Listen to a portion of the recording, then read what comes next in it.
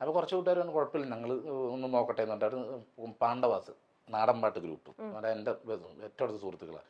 അവർ പാടിയിട്ട് റോട്ടിൽ പാടിയിട്ട് 1,00,000 രൂപ എനിക്ക് കൊണ്ട് തന്നു. ഈ 1,15,000 രൂപയാണ് എനിക്ക് ഔട്ട് സൈഡിൽ നിന്ന് ഇങ്ങനെ കിട്ടിയത്. അതും എൻ്റെ ഈ കലാകാരന്മാരായിട്ടുള്ള കുറച്ച് കൂട്ടുകാർ.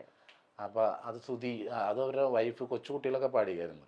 അപ്പൊ ഇത് ഞാനിത് പറഞ്ഞോണ്ട് ആദ്യം പറഞ്ഞ ഇത് പറയണം ഇവരുടെ കാര്യം. കാരണം എനിക്ക് ഒരു സപ്പോർട്ടായിട്ട് വന്ന അവർ മാത്രമേ ഉള്ളൂ. അപ്പൊ അവർ സാമ്പത്തികമായിട്ട് അവരെന്നെ ഈ ഒരു രീതിയിൽ ഒരു 1,15,000 രൂപ എനിക്ക് 1,15 തന്ന് സഹായിച്ച്. പിന്നെ അവരുടെ ബാക്കിയുള്ള ഈ താക്കോൽ കൊടുക്കുന്ന സമയത്തൊക്കെ ആണെങ്കിൽ നാടൻപാട്ട് ടീമാണ് വന്ന് എല്ലാ സ്റ്റേജിന്റെ കാര്യത്തിലും എല്ലാം ചെയ്ത് എന്നെ സഹായിച്ചു. ഞാൻ ഒറ്റക്കല്ല, ഞങ്ങൾ 2-3 പേരിലുള്ളൂ.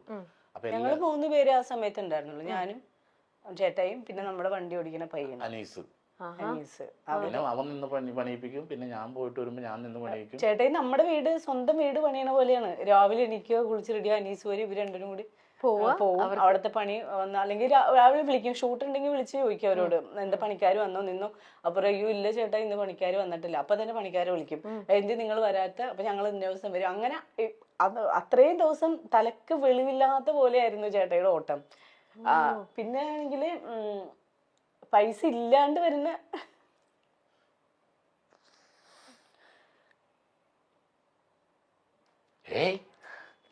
ഇല്ല ഏട്ടാ, അതൊരു ഇമോഷന്റെ ഒരു ഇതാണ്. ചേച്ചിക്ക് എത്രയാലും അത് എത്രയാലും ഇമോഷൻ ആവില്ല. അല്ലത് എന്താന്ന് പറയുമ്പോൾ ഞാൻ അങ്ങനെ വലിയ കലാകാരനല്ല, വലിയ പേയ്മെന്റ് മേടിക്കുന്ന ആളല്ല. അപ്പൊ അത് കണ്ട് നമുക്ക് തന്നെ ഇത് ചില സമയത്ത് നമുക്ക് കൂട്ടിമുട്ടിക്കാൻ പറ്റാണ്ടാവും. അപ്പൊ ഞാനൊരു ഇവിടുന്ന് അനീസ് വിളിക്കും, ചേട്ടാ ഇങ്ങനെയാണ് സംഭവം, ഇങ്ങനെയാണ് വാർക്കലിന് ഇത്ര പേര് ഉണ്ട്, ഇതൊക്കെ പറയുമ്പോഴത്തേക്കാണെങ്കിൽ ഞാൻ പറയാം വെയിറ്റ് ചെയ്യുന്നുണ്ട് ഇങ്ങനെ. അങ്ങനെയൊക്കെയാണ് ചെയ്തത്. അപ്പൊ പിന്നെ ഞാൻ കോളേജിൽ ഉദ്ഘാടനത്തിനൊക്കെ പോകുമ്പോൾ പിള്ളേർ പറയും ചേട്ടാ പൈസയൊന്നും ഇല്ല കേട്ടോ, ഞങ്ങൾ ഇങ്ങനെ കുഴപ്പമില്ല എനിക്കൊരു 10 ഏക്കർ സിമെന്റ് എടുത്ത് തന്നായെന്ന് പറയും. അങ്ങനെയൊക്കെ പറഞ്ഞ് സാധനം ഞങ്ങൾ ഈ പറഞ്ഞ സമയം കൊണ്ട് തന്നെ വീടൊക്കെ ചെയ്ത് കൊടുത്തു. അപ്പൊ സിനിമ ഇല്ല, അങ്ങനെയില്ല, ഇങ്ങനെയുള്ള പ്രശ്നങ്ങളൊക്കെ ആയിട്ട് മൊത്തം വീടിന്റെ ലോണ്, വണ്ടിയുടെ ലോണ്, ഇങ്ങനെയൊക്കെ പതിനെട്ടൊക്കെ ഇത് ഒക്കെ കൂടി ഇങ്ങനെ കുഴഞ്ഞു പറഞ്ഞു കിടക്കുക. അപ്പൊ എനിക്ക് എൻ്റെ ഉള്ളിൽ ഒരു ഉദ്ദേശം ഉണ്ടായിരുന്നു, ചിലപ്പോൾ പാളാൻ സാധ്യത കണ്ടിട്ട് അത് ഞാൻ പറഞ്ഞു.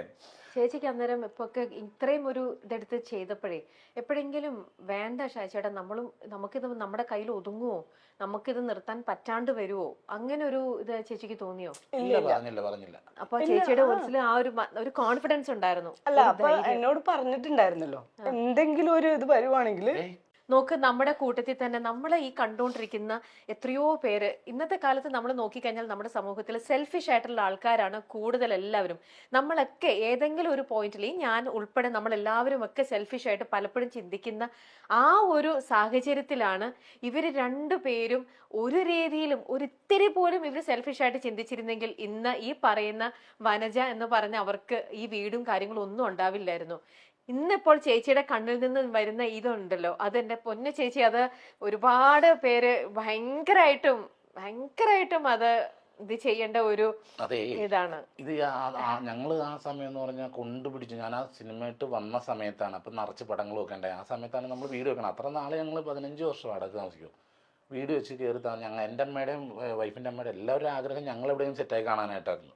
അപ്പൊ ഇതൊക്കെ കഴിഞ്ഞ് ഹാപ്പിയായി. പിന്നെ അത് കഴിഞ്ഞിട്ട് പിന്നെ ഇത് വീടിന്റെ പരിപാടിയൊക്കെ തീർത്ത് താക്കോലൊക്കെ കൊടുത്തതിന് ശേഷമാണ് നമുക്ക് ഈ ലോൺ എന്ന് പറഞ്ഞൊരു സംഭവം ഉണ്ടല്ലോ, ഇത് അങ്ങോട്ടും ഇങ്ങോട്ടും അടക്കാനില്ല. അപ്പൊ ഞാൻ നേരത്തെ പറഞ്ഞു. പിന്നെ അല്ല എന്നോട് പറഞ്ഞിട്ടുണ്ടായിരുന്നു ചിലപ്പോ ഇപ്പൊ എല്ലാവരും മാറിക്കളഞ്ഞപ്പോ നമ്മളെ കൊണ്ട് പറ്റാത്തൊരവസ്ഥ വരുവാണെങ്കിൽ ഞാൻ വീട് വിൽക്കും എന്ന് പറഞ്ഞിട്ടുണ്ടായിരുന്നു.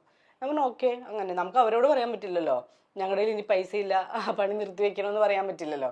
ആരൊക്കെ ഇട്ടിട്ട് പോയാലും നമുക്കത് ചെയ്യാണ്ടിരിക്കാൻ പറ്റില്ല. രശ്മി ചേച്ചിയുടെ ആ ഒരു വലിയൊരു സപ്പോർട്ടാണ്.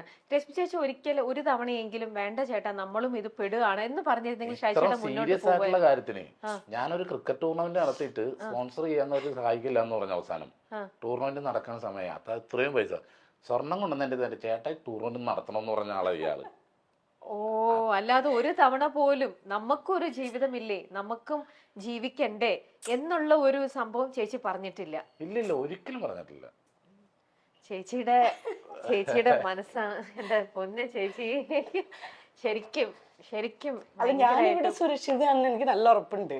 ശരിക്കും അത് അല്ല ചേട്ടാ, അത് എന്താ പറയാ, ഒരു ആനന്ദാശ്രമാണ് അത്. അതിപ്പം ഇത്രയും ചെയ്ത് കൊടുത്തതിന്റെ ഒരു ഇതും പിന്നെ എത്രയായാലും ഉള്ളിന്റെ ഉള്ളിൽ വന്ന ഒരു നമ്മുടെ വീട്ടിൽ ചെയ്യണ പോലെ ഞങ്ങള് സഹോദരങ്ങൾ ചെയ്യണ പോലെ ഞങ്ങൾ കണ്ടത്. കാരണം അതേപോലത്തെ ആ അവസ്ഥയും ആ ചേച്ചിക്ക് വയ്യ, വീടിന്റെ അവസ്ഥ, കുട്ടികളുടെ അവസ്ഥ, അത് +1 +2 പഠിക്കുമായിരുന്നു ആ സമയത്ത്. അപ്പോൾ അവരുടെ അവസ്ഥ ഇതെല്ലാം കണ്ടു കഴിഞ്ഞപ്പോഴത്തേക്ക് എന്നെ പോലത്തെ ഒരാളെന്ന് പറഞ്ഞിട്ടുണ്ടെങ്കിൽ അങ്ങനെ ചിന്തിക്കുകയുള്ളൂ.